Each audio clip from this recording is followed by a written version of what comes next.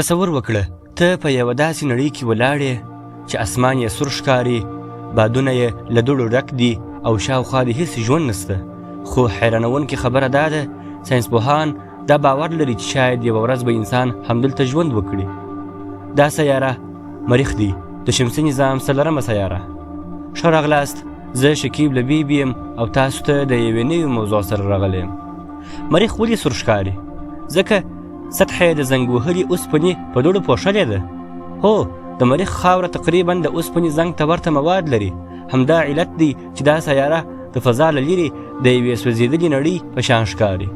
خو تر ټولو خطرناکه برخه د مریخ دوړې دي.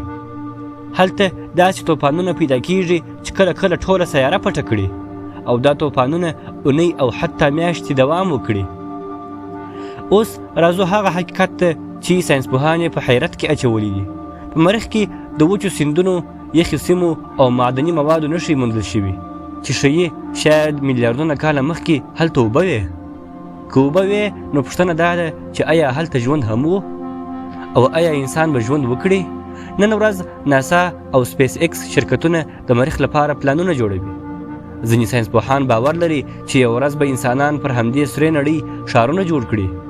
خو ستونزه دا ده هلته هوا ډېره نرۍ ده، تودوخه ډېره سړه ده او وړانګې ډېرې خطرناکې. مریخ نن یوه مړه نړۍ ښکاري، خو ساینسپوهان فکر کوي چې شاید پخوا تر ځمکې هم د ژوند لپاره ډېره مناسبه وه. اوس سوال دا دی آیا انسان به وتوانیږي چې هلته د ژوند کولو زمینه برابره کړي؟